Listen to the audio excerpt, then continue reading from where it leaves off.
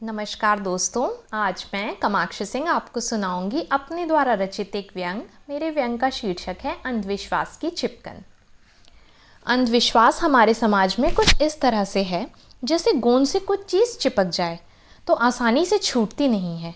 ऐसे ही हमारे यहाँ के ज़्यादातर लोग अंधविश्वास की गोंद से कसकर चिपक गए हैं, अब वो चाहे कितने पढ़े लिखे हों या अनपढ़। मेरे पिता के एक विद्यार्थी थे जो उनके मार्गदर्शन में पीएचडी करना चाहते थे। वो ज्योतिष परिवार से थे, इसलिए सब उन्हें पंडित जी कहकर बुलाते थे। वे मुफ्त में ही ज्योतिष ज्ञान बांटा करते ताकि कोई कहीं उनसे चिपक जाए। एक दिन वो मेरे घर आए, मैंने उन्हें चाय दी तो वे मेरे पिताजी से बोले कि इसके भाग्य में सरकारी नौकरी का योग है। ये सुनकर मेरे पिता के चेहरे पर मीठी मुस्कान आ गई। वैसे मेरे पिता ज्योतिष में विश्वास नहीं करते, लेकिन यह तो सर्वविदित है कि हमारे समाज में सरकारी नौकरी का क्या रौब है। फिर पंडित जी बोले, लेकिन कुछ अड़चन है। तब मैं समझ गई कि इनके अनुसार मेरे शनि और राहु मुझसे ज़रूर चिढ़ते होंगे। आगे पंडित जी बोले, मैं एक अंगूठी मंत्र जाप करके दूंगा। इसे सदैव धारण किए रहने पर 2017 के बाद से सरकारी नौकरी का योग बनेगा। वैसे मेरे पिता इन सब चीज़ों में कभी पैसे नहीं खर्च करते, लेकिन पंडित जी को तो पीएचडी करनी थी, वो थोड़े ही पिताजी से पैसे लेने वाले थे। खैर, अंगूठी पंडित जी की अपनी दुकान से मुफ्त में आ गई। मैंने पहन भी ली क्योंकि सरकारी नौकरी का लालच जो था, लेकिन अंगूठी ढीली थी इसलिए अक्सर उंगली से गिर जाती थी। अतः मैंने 2 दिन बाद ही अंगूठी निकालकर संदूक में रख दी।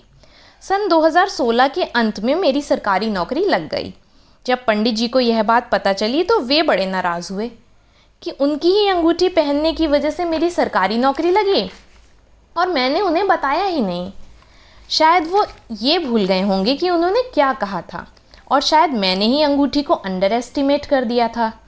वह अंगूठी तो इतनी चमत्कारी थी कि उसे पहनने की ज़रूरत ही नहीं थी, वो तो बस संभाल कर रख लेने से ही सरकारी नौकरी लग जाती।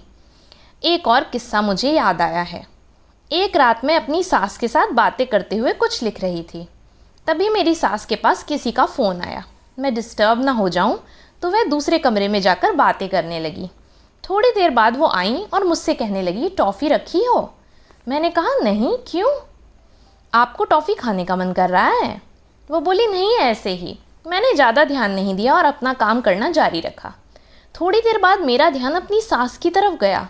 वो बहुत परेशान दिख रही थी, जैसे कुछ अनहोनी होने वाली हो। मैंने पूछा, क्या हुआ, आप इतनी परेशान क्यों दिख रही हैं? ऐसे तो आप 8 बजे ही सो जाती हैं, लेकिन आज 10 बज गए, आप अभी तक नहीं सोई। उन्होंने कहा, क्या बताऊं, 40 टॉफ़ियाँ चाहिए थी। मैंने कहा, अब तो दुकान भी बंद हो गई होगी, लेकिन हुआ क्या?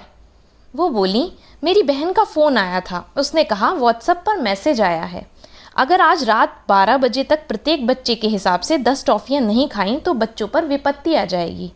तब मैं समझ गई कि इनके 4 बच्चे हैं, उस हिसाब से इन्हें 40 टॉफ़ियाँ चाहिए।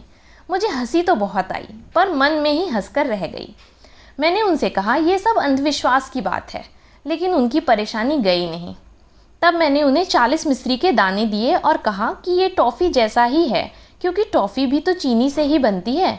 वो 40 मिश्री के दाने खाकर इत्मीनान से 5 मिनट में ऐसे सो गईं जैसे अपने चारों बच्चों पर आने वाली विपदा को उन्होंने 40 मिश्री के दाने खाकर दूर भगा दिया हो। मेरे दिमाग में बस यही ख्याल आया कि पक्का किसी औरत का टॉफ़ी खाने का बहुत मन हुआ होगा, लेकिन संकोचवश अपने परिवार वालों से कह नहीं पाई होगी, और उसने यह बहाना बनाया होगा कि मुझे सपना आया है, अगर मैं प्रत्येक बच्चों के हिसाब से 10 टॉफ़ियाँ नहीं खाऊंगी तो बच्चों पर संकट आ जाएगा। अच्छा हुआ जो महाभारत काल में व्हाट्सएप नहीं था, वरना कौरवों की माता गांधारी का क्या हाल होता, उन्हें कितनी टॉफ़ियाँ खानी पड़ती, ये अंदाज़ा तो आप लगा ही सकते हैं। धन्यवाद।